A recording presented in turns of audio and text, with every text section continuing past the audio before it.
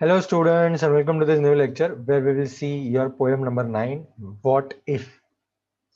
अब what is the meaning of what if? First of all, what if का मतलब होता है, यहाँ पे जो what if लिखा है उसका ये मतलब होता है कि भाई आपके दिमाग में कुछ चल रहा है।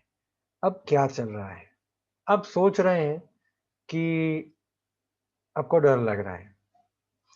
क्या ऐसे कभी टाइम आए हैं आपके जिंदगी में या आपकी लाइफ में?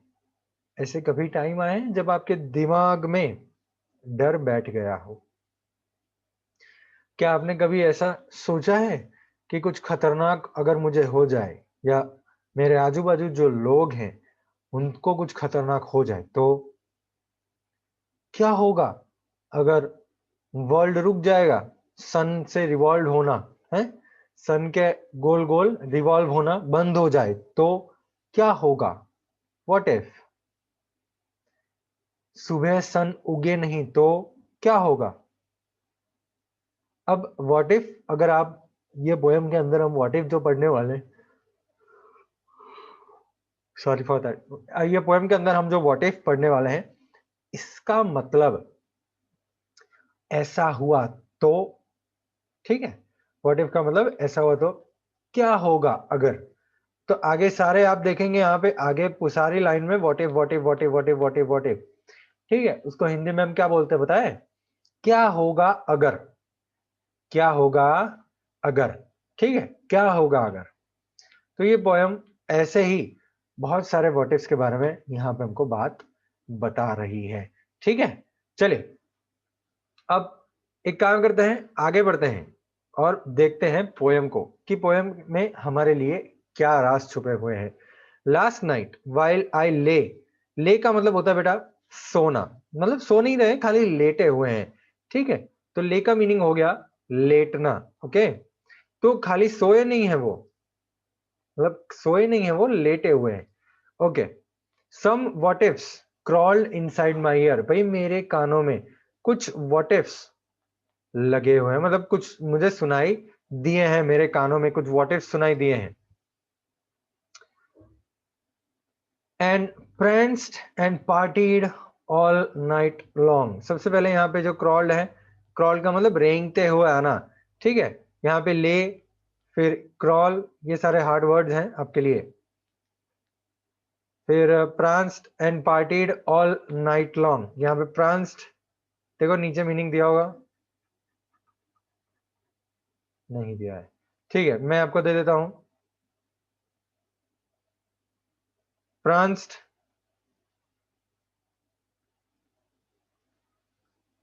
लिख दीजिएगा, enjoyed, ठीक है। And partied all night long, अब कुछ व्हाट इफ्स उनके कान में आए थे। कौन है पोएट? पोएट जो है वो है शेल सिल्वरस्टीन, शेल सिल्वरस्टीन। तो शेल भाई जो है, ठीक है, उनके कान में बस मजाक कर रहे थे, मस्ती कर रहे थे, पार्टी कर रहे थे all night long, and sang the same old what if song.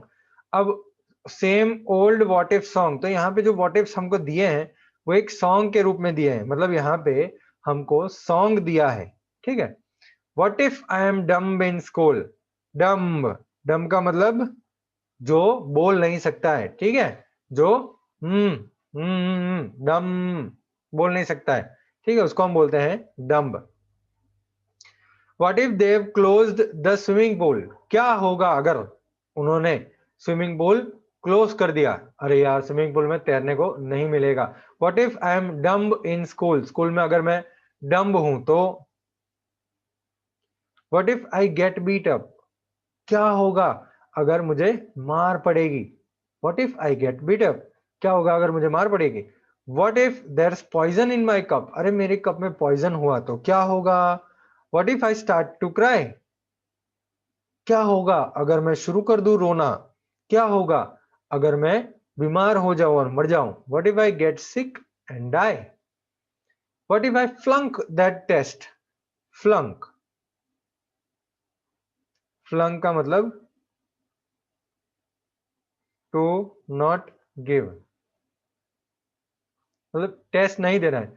What if I flunk that test, ठीक है। फ्लंक का मतलब नहीं देना है टेस्ट, अगर मैंने टेस्ट नहीं दिया तो।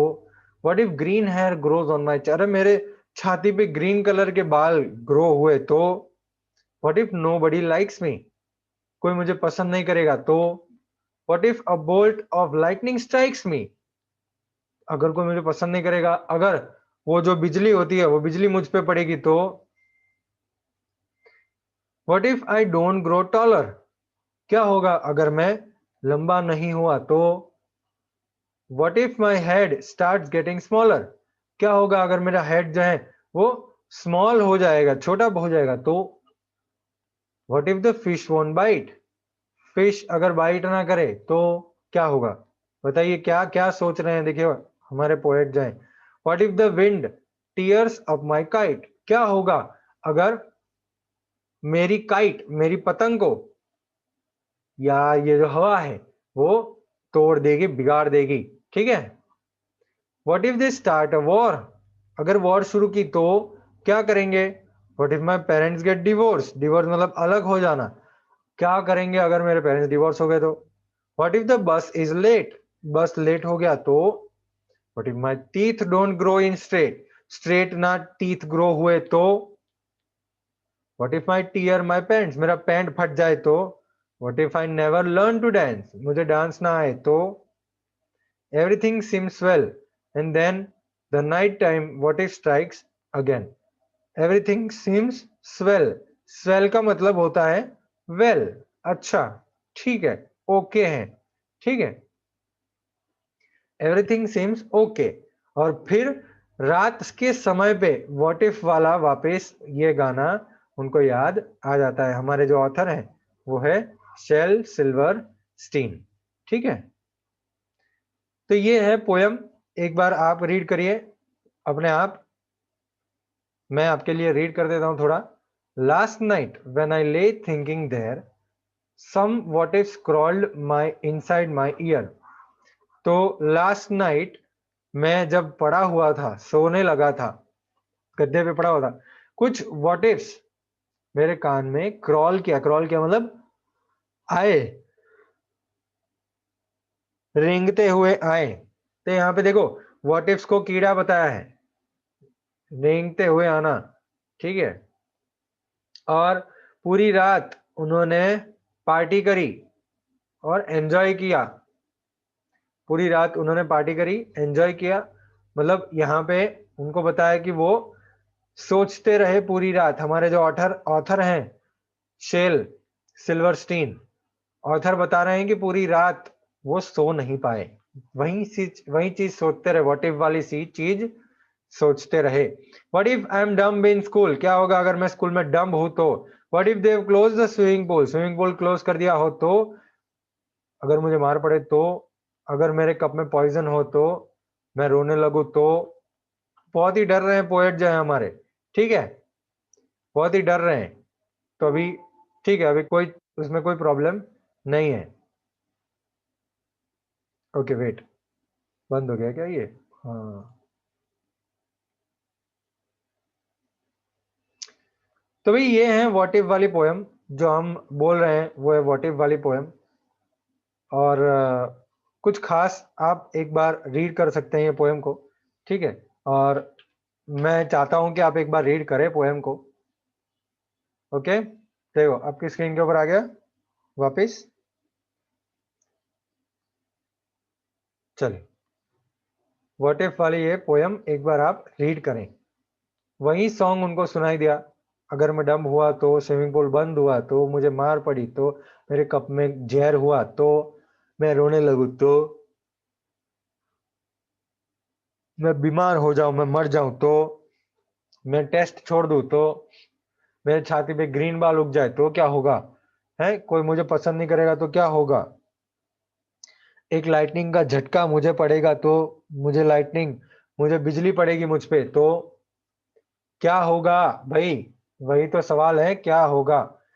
What if I don't grow taller, मैं लंबा नहीं हुआ तो, मेरा हेड छोटा हो गया तो, फिश बाइट ना करे तो, विंड जो है वो मेरी काइट को तोड़ दे तो, फाड़ दे तो।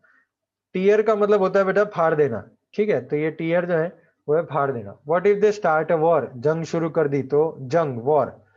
मेरे पेरेंट्स डिवोर्स हो जाए तो, डिवोर्स का मतलब तो पता है ना आपको, यस, डिवोर्स मतलब अलग हो जाना। बट बस लेट हुई तो, टीथ सीधे नहीं उगे तो, मेरे पैंट्स फट जाए तो, डांस मैं कभी ना सीख सकूं तो, सब चीज ठीक चल रही है अभी, और रात को ये व्हाट इफ वापस से स्ट्राइक करता है, दूसरी रात को फिर से व्हाट इफ प्रश्न उठता है उनके दिमाग में। ठीक है, ये लिखा है शेल सिल्वरस्टीन ने। ओके, चलिए भाई, इसके अब क्वेश्चन आंसर्स के बारे में हम बात करते हैं। इसके जो क्वेश्चन आंसर्स हैं आपके स्क्रीन पे ऊपर मैं रखता हूं, इसके क्वेश्चन आंसर एक बार आप देखते हैं, हम भी देखते हैं। Who is the speaker in the poem, कौन है भाई speaker in the poem, poem में स्पीकर कौन है? तो चलिए देखते हैं भाई, पोएम में स्पीकर जो है वो है, the speaker in the poem is child, बच्चा है। ठीक है, पोएम के अंदर स्पीकर जो है वो छोटा सा बच्चा है। ओके, चलिए नेक्स्ट क्वेश्चन देखते हैं हम। With your partner list out the happening the speaker is worried about. अच्छा, speaker is worried about what? The speaker is worried if he was dumb in school.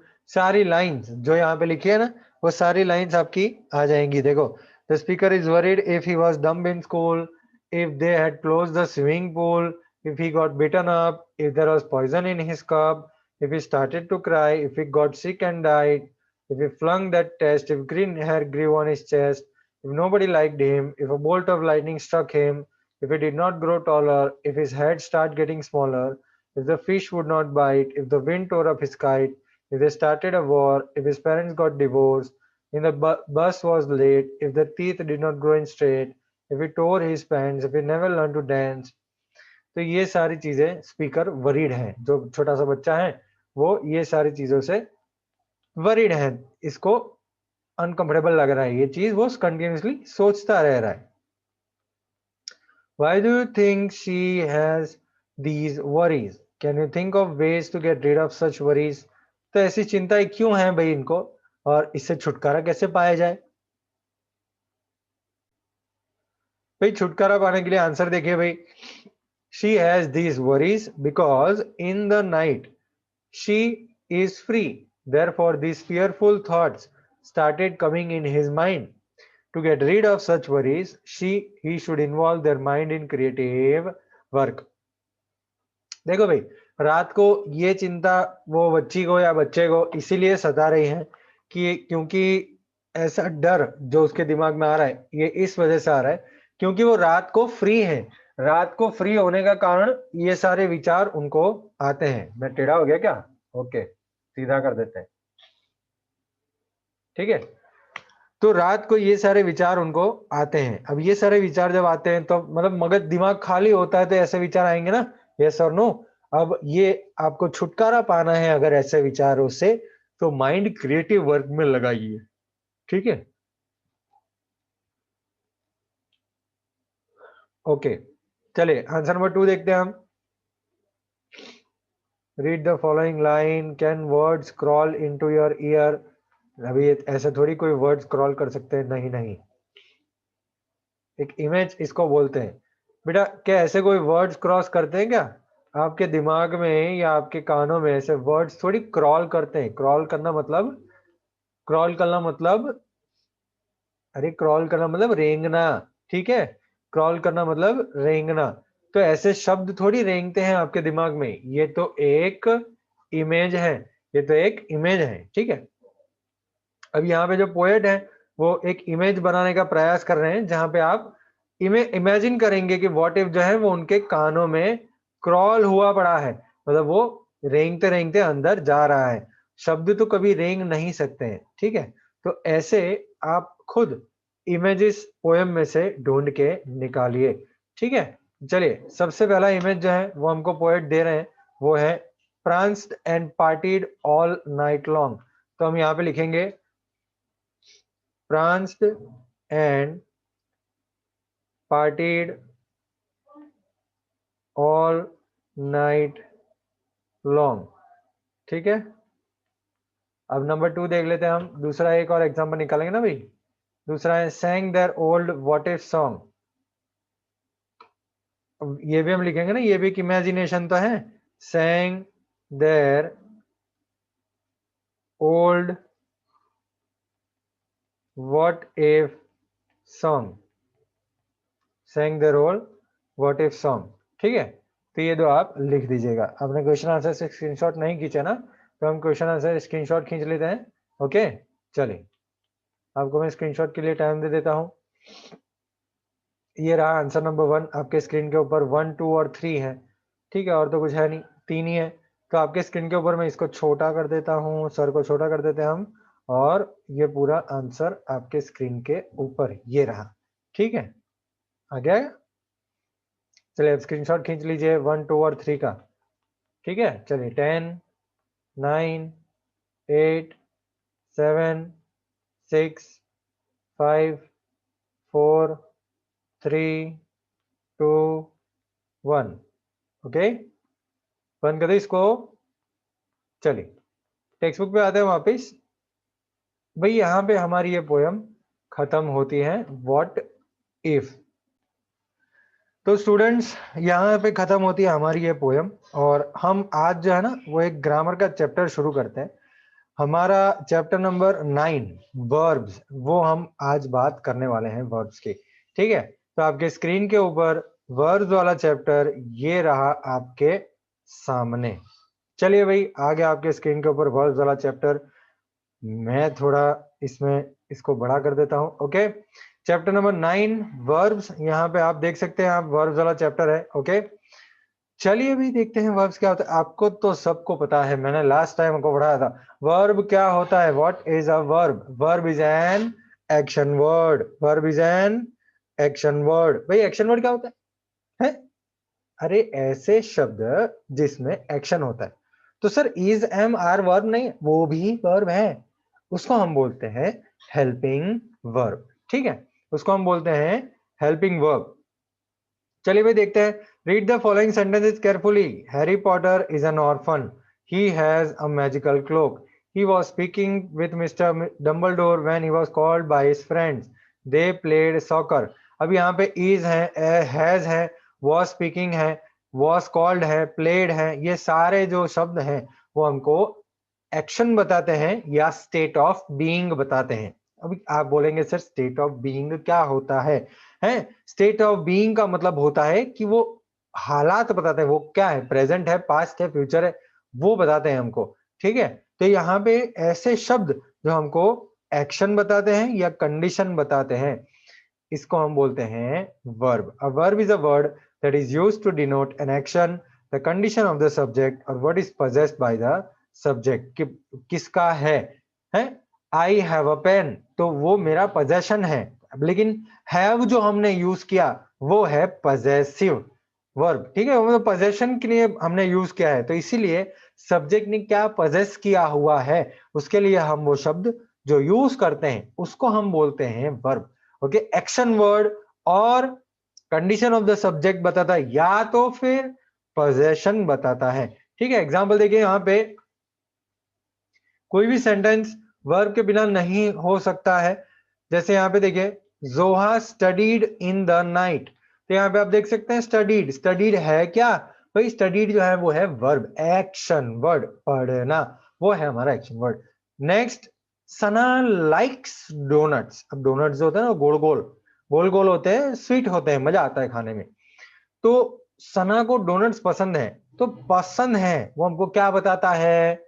Subject का condition बताता है। ठीक है, likes condition बताता है हमको। She is a hard working girl, देखो भाई वही कंडीशन बताता है हमको, वो हार्ड वर्किंग गर्ल है। तो यहाँ पे जो इज है ना वो हमको बताता है उसका कंडीशन। 3 चीजें बताती हैं वर्ब, एक तो एक्शन, एक कंडीशन और एक पोजेशन। एक्शन, कंडीशन और एक पोजेशन, 3 चीजें बताती हैं। गगन इज क्लीनिंग द हाउस, तो इज क्लीनिंग, देखिए मिक्स हो गया इज और क्लीनिंग, तो वो हमको बताता है कि गगन अभी क्लीन कर रहा है घर को। ठीक है, ये सारे वर्ब्स हैं। एक बार एग्जांपल देखिए लीजिएगा। एक्सरसाइज ए आप जात खुद सॉल्व कर सकते हैं। ठीक है, आप खुद ही सॉल्व कर सकते हैं। मुझे आपके लिए सॉल्व करने की जरूरत नहीं है। ओके, मुझे सॉल्व करने की जरूरत नहीं है, आप कर सकते हैं। Read the following sentences and underline the verbs. भाई कर सकते हैं आप, you can do it. Okay, Neha ran to the counter and bought the tickets।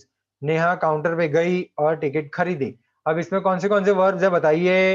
हैं, ran और bought, ये दो वर्ब्स है।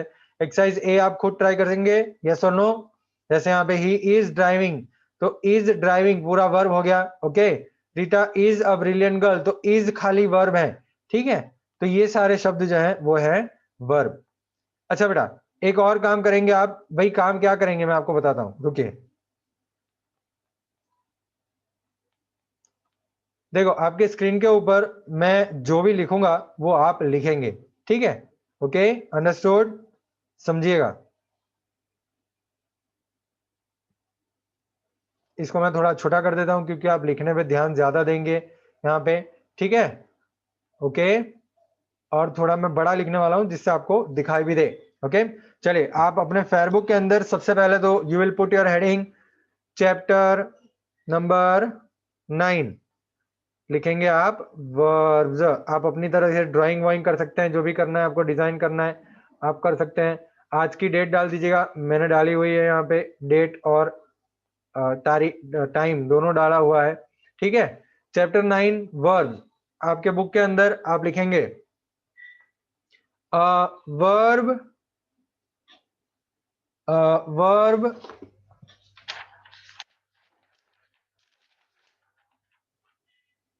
is a word, is a word that is used to denote, that is used to denote an action, an action, comma, condition of the subject, condition of the subject, or what is possessed by the subject, what is possessed by the subject। ठीक है, चलिए example लिखिए नीचे। Example, Rita studied maths, यहाँ पे आप underline करेंगे studied को, नीचे लिखेंगे एक्शन वर्ड और ब्रैकेट में लिखेंगे वर्ब। ठीक है, यहाँ पे लाइन बनाइए। Example, I have a pen. ठीक है, यहाँ पे हैव को लिखिए possession word, possession word, bracket में लिखिए वर्ब। और एक और एग्जाम्पल, सीधी ही बना देते हैं इसको, रब करके बढ़िया सी सीधी लाइन बना देते हैं। ठीक है, चलिए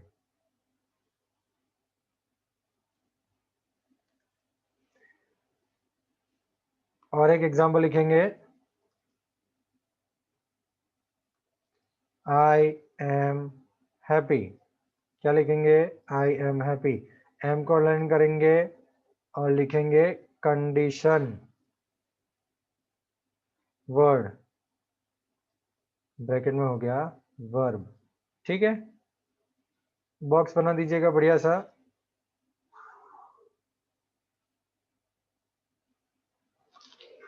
इतना लिखने के बाद एक्सरसाइज नंबर ए आप सॉल्व करेंगे।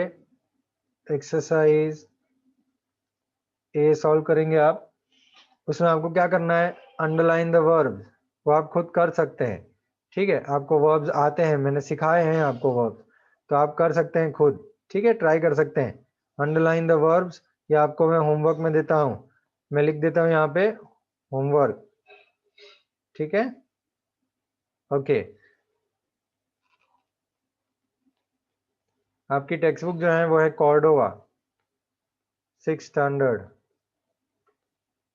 मास्टरिंग ग्रामर, वो तो आप सबको पता ही होगा, ठीक है। This is a school video so okay. चलिए नीचे जाते हैं हम। अब हम बात करेंगे ऑब्जेक्ट की। चलिए नीचे आ जाइए, एक्सरसाइज ए के लिए जगह छोड़ दीजिएगा, ठीक है। 8 सेंटेंसेस है उसके अंदर 8 सेंटेंसेस हैं जो मैं आपके स्क्रीन के ऊपर रख रहा हूं, अभी आपके स्क्रीन के ऊपर रख रहा हूं मैं, ठीक है। ये रहे 8 सेंटेंसेस, आपको इसको सॉल्व कर देना है। स्क्रीनशॉट खींच लीजिए बेटा। 5 4 3 2 1। चलिए ओके। अब आगे जो है वो है, हम हेडिंग डालेंगे, दूसरे नए पेज से हेडिंग रखेंगे हम, ऑब्जेक्ट ऑफ अ वर्ब, ठीक है। वो हेडिंग डालेंगे, ऑब्जेक्ट ऑफ अ वर्ब। आप डिजाइन कर सकते हैं आपको जो अच्छा लगता है, okay. Object of a verb हमने रख दिया। अब देखिए यहाँ पे ऑब्जेक्ट क्या होता है, मैं आपको सबसे पहले ये बताना चाहता हूँ कि ऑब्जेक्ट क्या होता है। देखो, आप जब भी वर्ब के बाद क्वेश्चन करेंगे, आपने वर्ब बोल दिया और उसके बाद आपने क्वेश्चन किया व्हाट, इसको हम हिंदी में बोलते हैं क्या। आप क्वेश्चन कर रहे हैं क्या, और आपको जो जवाब मिलेगा वो बन जाएगा ऑब्जेक्ट, ठीक है। अगर आप व्हाट पूछ रहे हैं तो आपको ऑब्जेक्ट मिल जाएगा। मैं देख लेता हूं आपको डायरेक्ट और इनडायरेक्ट ऑब्जेक्ट दोनों है नहीं है। ओके, खाली ऑब्जेक्ट है। ओके चलिए, डोंट वरी अबाउट दैट। एक एग्जांपल लेते हैं हम। आप ये ऑब्जेक्ट ऑफ द वर्ब लिख दीजिए, ओके, और फिर नीचे वर्ब, क्वेश्चन करेंगे हम व्हाट, क्या ऑब्जेक्ट मिलेगा। एग्जाम्पल देखते हैं, मैं आपको बताता हूं example. The boy is flying a kite. चलिए मुझे वर्ब बताइए क्या है। आपने बताया होगा इज फ्लाइंग, अगर और कुछ बताया तो वो गलत है। इज फ्लाइंग जो है वो हमारा वर्ब है, ठीक है। अगर वर्ब के बाद क्वेश्चन करना है हमको, कौन सा क्वेश्चन करना है, हमको कौन सा क्वेश्चन करना है, ये वाला व्हाट, क्या, ठीक है। तो क्वेश्चन करिए आप दिमाग में, क्या द बॉय इज फ्लाइंग, क्या। तो हमको क्या आंसर मिल रहा है बेटा, हमको आंसर मिलेगा अ काइट, ठीक है। हमको आंसर मिलेगा अ काइट। तो ये हो गया हमारा ऑब्जेक्ट, ठीक है। ये हो गया हमारा ऑब्जेक्ट। आएगा ऑब्जेक्ट ढूंढना। और एक एग्जांपल मैं आपको बताऊं, ठीक है, एक एग्जांपल और बता देता हूं। एग्जांपल, चलिए। द टीचर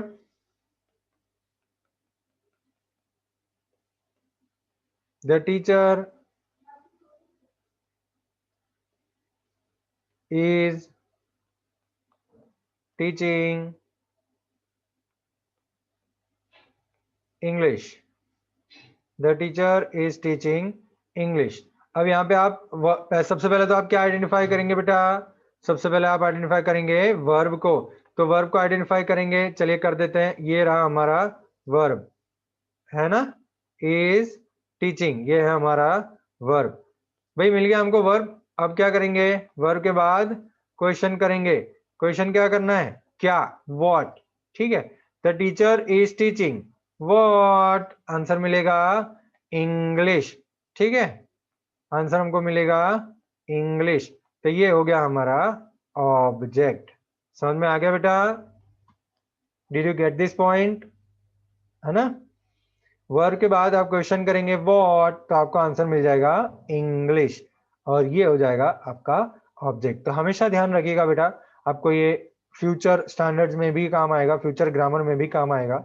आप सब्जेक्ट वर्ब के बाद क्या करेंगे, क्वेश्चन पूछेंगे व्हाट, वर्ब के बाद क्वेश्चन पूछेंगे व्हाट, क्या, तो आपको आंसर मिल जाएगा ऑब्जेक्ट, ठीक है। वैसे दो प्रकार के ऑब्जेक्ट होते हैं, दो प्रकार के ऑब्जेक्ट होते हैं जो मैं आपके सामने अभी रख रहा हूं, ठीक है। सबसे पहला होता है डायरेक्ट ऑब्जेक्ट, सबसे पहला होता है डायरेक्ट ऑब्जेक्ट, जो आपने व्हाट क्वेश्चन करके ढूंढा ना, वो आपको डायरेक्ट ऑब्जेक्ट मिला। और दूसरा होता है इनडायरेक्ट ऑब्जेक्ट। ठीक है, दूसरा होता है इनडायरेक्ट ऑब्जेक्ट। डायरेक्ट ऑब्जेक्ट आपको मिलता है क्वेश्चन करके, और वो क्वेश्चन आप करेंगे व्हाट। क्वेश्चन क्या करेंगे आप? व्हाट। और मैं इसको थोड़ा बड़ा लिख देता हूं। व्हाट डायरेक्ट ऑब्जेक्ट आप ढूंढेंगे क्वेश्चन करके व्हाट, और इनडायरेक्ट ऑब्जेक्ट के लिए आप क्वेश्चन करेंगे होम। व्हाट को हम हिंदी बोलते हैं क्या। क्या बोलते हैं हिंदी में? क्या बोलते हैं। ठीक है, क्या। और होम को बोलते हैं किसको। ठीक है, हिंदी में बोलते हैं किसको। व्हाट को हम गुजराती में बोलते हैं शू, और होम को हम गुजराती में बोलते हैं कोने। ठीक है, तो ये आप ऐसे ढूंढ सकते हैं। समझ में आ रहा है? The teacher is teaching English, तो मैं अगर पूछ रहा हूं द टीचर इज टीचिंग क्या, तो हमको आंसर मिल रहा है इंग्लिश। ठीक है, इनडायरेक्ट ऑब्जेक्ट का एक एग्जांपल मैं आपको दे रहा हूं। आप स्क्रीन पे देखिए बेटा, स्क्रीन पे देखिएगा। एग्जांपल दे रहा हूं मैं, एग्जांपल दे रहा हूं indirect object. Okay, the teacher is teaching the students. The teacher is teaching the students. तो यहाँ पे आपको ये तो पता चल गया है ना, ये तो पता चल गया ना कि भाई हमारा जो वर्ब है वो है इज टीचिंग। हमारा जो वर्ब है वो है इज टीचिंग। लेकिन अभी आपको ढूंढना है इनडायरेक्ट ऑब्जेक्ट। मिलता है कैसे इनडायरेक्ट ऑब्जेक्ट? क्वेश्चन करके किसको। द टीचर इज टीचिंग किसको, तो हमको आंसर मिलेगा द स्टूडेंट्स। ठीक है, तो हमको ये मिल गया इनडायरेक्ट ऑब्जेक्ट। ये हमको मिल गया इनडायरेक्ट ऑब्जेक्ट। ठीक है, ये हो गया हमारा वर्ब। समझ में आ रहा है बेटा? कोई एक सेंटेंस में इनडायरेक्ट और डायरेक्ट ऑब्जेक्ट दोनों हो सकते हैं। ठीक है, एक सेंटेंस में इनडायरेक्ट और डायरेक्ट दोनों हो सकते हैं। ओके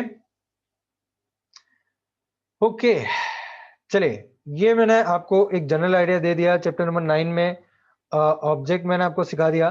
ठीक है, अब आगे जो काइंड्स ऑफ वर्ड्स हैं वो हम नेक्स्ट लेक्चर में चालू करेंगे। Kinds of words next lecture में देखेंगे हम। ठीक है, और बात करेंगे आगे। समझ में आ रहा है? नेक्स्ट लेक्चर में हम काइंड्स ऑफ वर्ब देखेंगे और बात आगे करेंगे। आपका होमवर्क क्या है भाई? आपका होमवर्क ये है कि आपको ये वर्ब्स जो एक्सरसाइज ए है वो आपको सॉल्व कर देना है। ठीक है, फिर आप नेक्स्ट लेक्चर में हम काइंड्स ऑफ वर्ब्स देखेंगे, ट्रांजिटिव, इनट्रांजिटिव और इनकम्प्लीट। आशा करता हूं कि आज की जो पढ़ाने की स्टाइल थी मेरी, आशा करता हूं कि आज की जो पढ़ाने की रीत थी मेरी बुक में लिख के, वो आपको पसंद आई होगी। चलिए, बाय बाय फॉर नाउ।